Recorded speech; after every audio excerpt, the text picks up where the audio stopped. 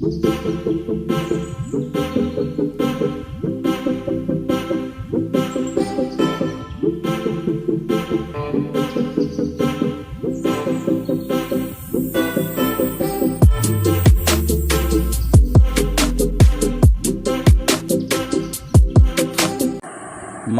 দেহের কয়েকটি পরিপাক গ্রন্থির নাম লেখো। উত্তর হলো লালাগ্রন্থি, 2 নম্বর পাকস্থলী গ্রন্থি, 3 নম্বর যকৃৎ। মূত্রের একটি স্বাভাবিক ও একটি অস্বাভাবিক উপাদানের নাম লেখো।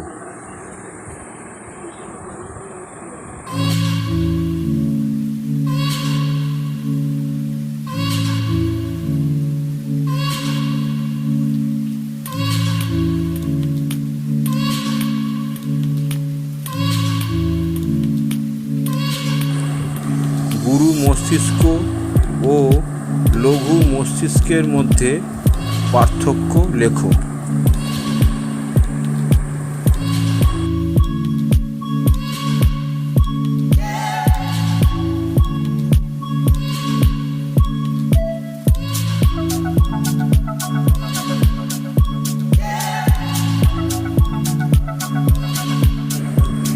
ACTH, FSH, TSH এর সম্পূর্ণ নাম লেখো। উত্তর হলো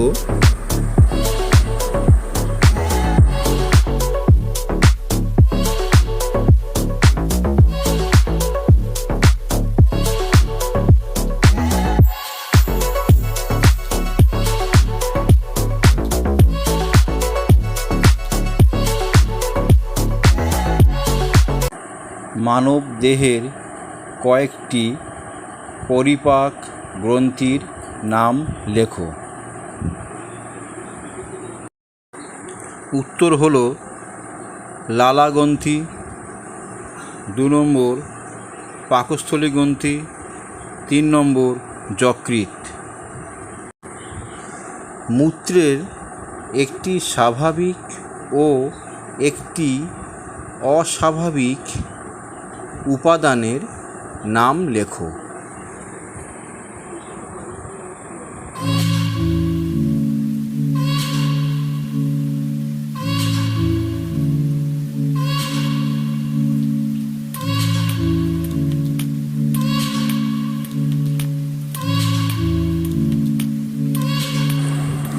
গুরু মস্তিষ্ক ও লঘু মস্তিষ্কের মধ্যে পার্থক্য লেখো।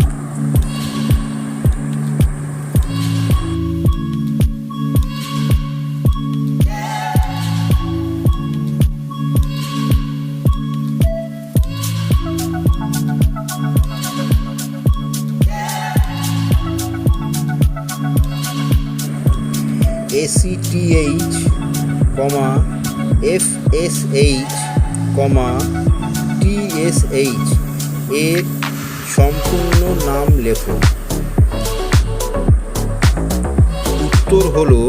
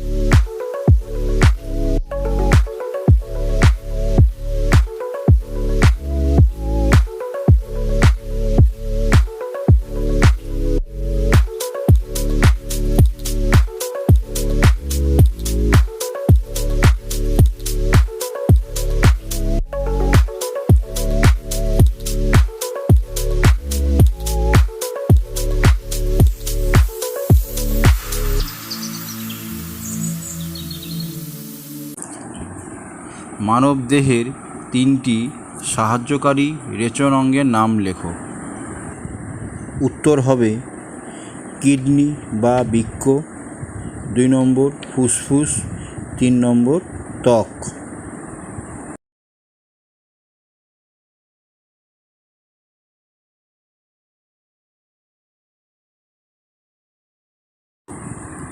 এক নম্বর হচ্ছে স্ক্লেরা।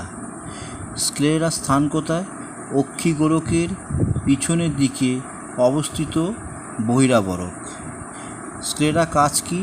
আকৃতি প্রদান এবং চোখের ভিতরের অন্যান্য অংশকে রক্ষা করা। 2 নম্বর পয়েন্টটা তোমরা পড়ে নেবে। 3 নম্বর পয়েন্টটা তোমরা খুব ভালো করে পড়বে হচ্ছে রেটিনা। রেটিনা কোথায় দেখা যায়? দেখা যায় হচ্ছে অক্ষিগোলকের পিছনের দিকে অবস্থিত একটি অন্ত আবরক। রেটিনা কাজ কি? প্রতিবিম্ব গঠনে সাহায্য করা। 4 নম্বর কনজাংটিভা।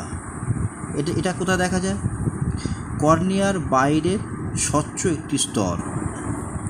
5 নম্বর কর্নিয়া। কর্নিয়ার স্থান কোথায়? অক্ষিগোলকের সামনের দিকে অবস্থিত একটি বহি আবরক। কর্নিয়ার কাজ প্রতিসারক মাধ্যম হিসাবে কাজ করা। তারপরে পয়েন্ট লেন্স। লেন্স কোথায় দেখা যায়? অক্ষিগোলকের সামনের দিকে আইরিসের পশ্চাৎভাগে অবস্থিত দ্বি উত্তলাকার একটি অংশবিশেষ। লেন্সের কাজ কি? আলোক রশ্মির প্রতিসরণ ঘটানো হচ্ছে লেন্সের কাজ। 7 নম্বর 8 নম্বর তোমরা পড়ে নেবে। 9 নম্বরটা কিন্তু ভালো করে করবে। রড কোষ। রড কোষ কোথায় দেখা যায়? রেটিনা স্তরে দেখা যায়। কাজ কি?